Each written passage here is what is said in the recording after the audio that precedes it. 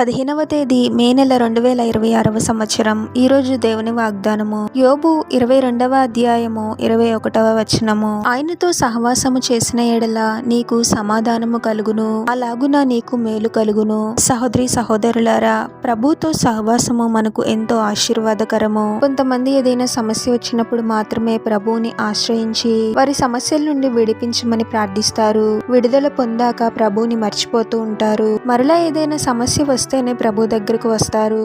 లోకంతోనే వారు స్నేహం చేస్తారు, కానీ ప్రభుతో సహవాసం చేయరు. ప్రభువు గొప్ప దేవుడు నిజమే, కానీ మనకు ఒక మంచి నిజమైన స్నేహితుడు ప్రభువు అని గ్రహించాలి.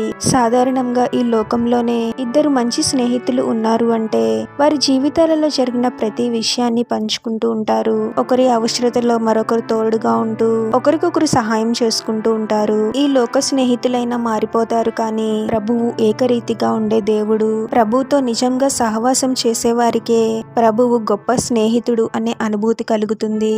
మన అవసరతలు, బాధ, సంతోషము, ప్రతి విషయము ప్రభుతో పంచుకోవాలి. కొన్ని మనం అనుకున్నట్టుగా జరగవు, అనుకున్న సమయానికి జరగవు. అలాగని ప్రభుపై కోపాన్ని పెంచుకోవడం, ఏదొక విధంగా శోధించడం, ప్రభు చిత్తానికి లోబడకుండా మన ఇష్టాన్ని జరిగించడం, ఇవన్నీ మనకి మంచిది కాదు. ఏ సమయానికి ఏది అవసరమో, మన జీవితాలలో ఏ సమయంలో ఏది జరిగించాలో ప్రభువునకు బాగా తెలుసు. ప్రభువునకు లోబడి సహవాసం చేస్తూ ఉన్నప్పుడు మనకు తెలియకుండానే మన హృదయాలలో గొప్ప శాంతి కలుగుతుంది. ప్రతి విషయాన్ని మెల్లగా మనం అర్థం చేసుకోగలుగుతూ ఉంటాము. ప్రభుతో సహవాసం చేస్తే మనకు సమాధానం కలుగుతుంది. ఎన్నో రకాల మేలులతో ప్రభు మనల్ని ఆశీర్వదిస్తాడు. ప్రార్థన.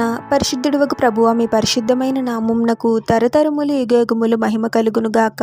ఒక నూతన దినంలోనికి మమ్మల్ని క్షేమంగా ప్రవేశింపచేసిన దేవా, మీకే స్తోత్రం తండ్రి. ఈ లోకానికి, లోకపు కార్యాలకు చోటిస్తూ లోకంతో స్నేహం కాదు, కానీ మీతో సహవాసం చేసే వారముగా మేము ఉండాలి ప్రభువా. ప్రతిదీ తాత్కాలికము, మీరే శాశ్వతము అని గ్రహించాలి తండ్రి. మా ఇష్టాలకు కాదు, కానీ మీ చిత్తానికే ప్రాముఖ్యత ఇవ్వాలి ప్రభువా. అనుకున్నవి అనుకున్న సమయంలో జరగకపోయినా, ప్రతికూల పరిస్థితులు ఉన్నా విశ్వాసంలో బలహీనపడే వారముగా కాకుండా మిమ్మల్ని హృదయపూర్వకముగా విశ్వసిస్తూ మీకు లోబడాలి తండ్రి. మీతో సహవాసమే మాకు నిజమైన శాంతి సమాధానాలను అనుగ్రహిస్తుంది అని గ్రహించాలి ప్రభువా. మీరు మాకు మేలే చేస్తారు, కానీ కీడు చేయరు అని మేము తెలుసుకోవాలి తండ్రి. ప్రతిదినము వాక్యమును ధ్యానిస్తూ, ప్రార్థనలో బలపడుతూ, మీతో సహవాసం చేస్తూ జీవించే వారముగా మమ్మల్ని దీవించమని, ఈ ప్రార్థనలో ఏకీభవిస్తున్న ప్రతి ఒక్కరిని పేరు పేరున దీవించి ఆశీర్వదించి అభిషేకించమని, వారు చేసే ప్రతి పనిలో మీరే వారికి తోడుగా ఉండి వారిని అన్ని కీడుల నుండి, అపాయముల నుండి మీరే వారిని రక్షించమని, ఈ మా మనవులన్నీ యేసుక్రీస్తు వారి పరిశుద్ధ నామంలో అడిగి వేడుకొనుచున్నాము తండ్రి. ఆమెన్.